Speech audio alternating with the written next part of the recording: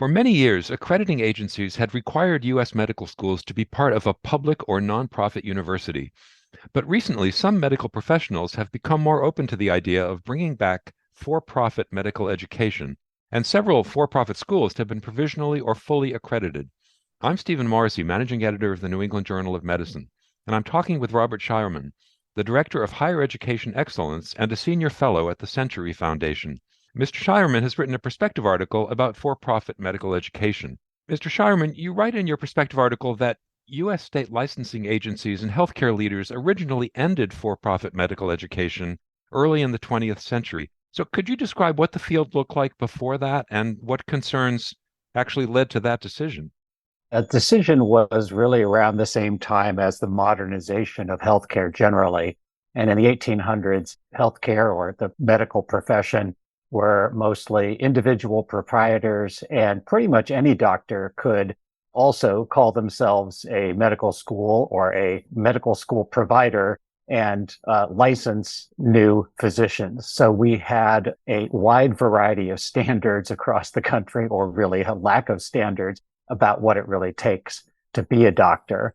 And in the late 1800s, early 1900s, some of the state licensing agencies clamped down on that, and then accrediting agencies took up that mantle to modernize healthcare and make sure that if someone who's licensed as a physician had a somewhat standardized and high level of training that would assure healthy care of patients rather than the wide variety that we had before the early 1900s.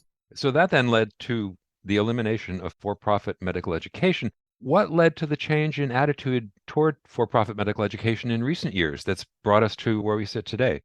Well, there seem to be a couple of factors. I think one is just many, many decades had passed since the modernization of medical care. And I think people, to some degree, kind of forgot what things used to be like. We don't have folks around who experienced prior versions of medical care. And we've had a lot of maturation of universities in the country. And then two other factors played in. One is that the concerns about the undersupply of physicians in the United States have led some people to look for what are some ways that we can produce more doctors. Maybe for-profit colleges could help do that. Then you had some investors who wanted to create for-profit medical schools, and they made the case that there might be some antitrust problem. And they pointed to a case of the American Bar Association and lawyers that did not really apply to the medical school situation, but I think it created a little bit of worry. And so the two medical accreditors made the shift in about 15 years ago, started making that shift to allow in some for-profit medical schools. So looking at those two accrediting organizations, the Liaison Committee on Medical Education and the Commission on Osteopathic College Accreditation, how many for-profit schools have they accredited so far? LCME, which is the MD accreditor, has accredited 2, and COCA, the DO accreditor, has accredited 4 at this point. And what are the arguments that are made in favor of allowing for-profit medical education? How could these schools potentially benefit students or the healthcare system in general? Well, I'd say the general arguments that people make about for-profit education is the people in control have an incentive to keep costs down, because if you keep costs down, you can pocket more of the money as profit. And some people see that as a bad thing, but the argument can be made that it could potentially promote efficiency and therefore lower costs to consumers, maybe more doctors license brought into the field. Those are kind of the reasons that people imagine they might want for-profit colleges generally and for-profit medical education in particular. Nonetheless, you say in your article that there have been several signs of trouble at some of these for-profit medical schools. But what are the primary concerns that have been raised, and have the schools taken steps to address them?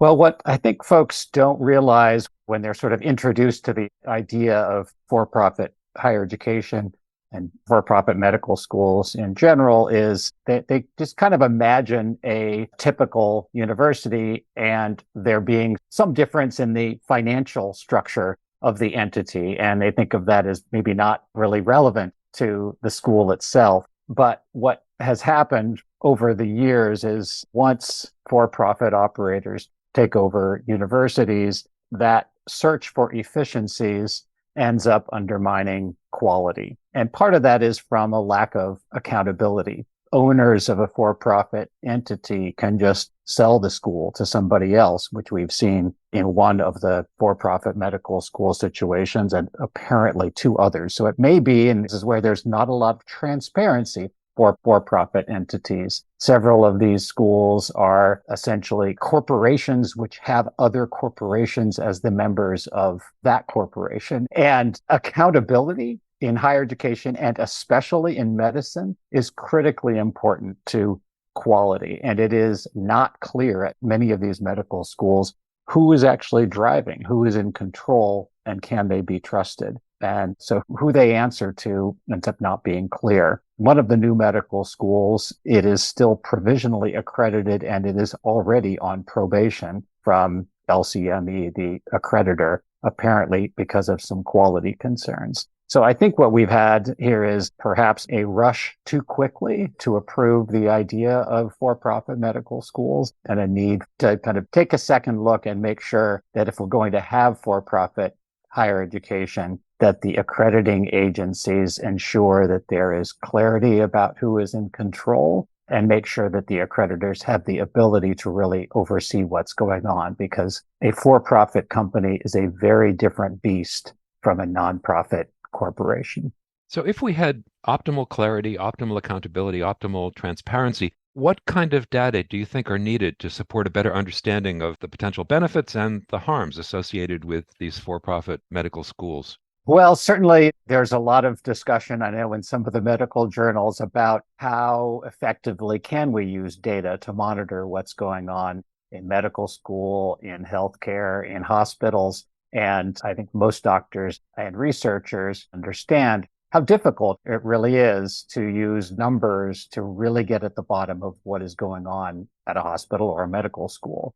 It depends so much on the patients that you bring in, the students that you bring in, and that's where accountability ultimately must come down to the human factors. I think in the case of accrediting for-profit schools, that the accreditors need to understand that when you do not have trustees overseeing a school, people without a financial interest who are in control of the school itself, it's sort of like having a driver who is impaired. They're impaired by the fact that they are distracted by the need to make a profit, and they may take their eyes off the road in terms of heading toward the quality healthcare and the excellent physicians that we want to have in the country. And so if you're going to have that kind of situation, you have to watch much more closely what the driver is doing, the driver of that institutions, the decisions that they are making about where to put their resources, how much to charge, who to hire. And I don't think the accrediting agencies realize just how close they need to pay attention to what's happening at the schools. Whether they can do that well remains to be seen. Thank you, Mr. Shireman.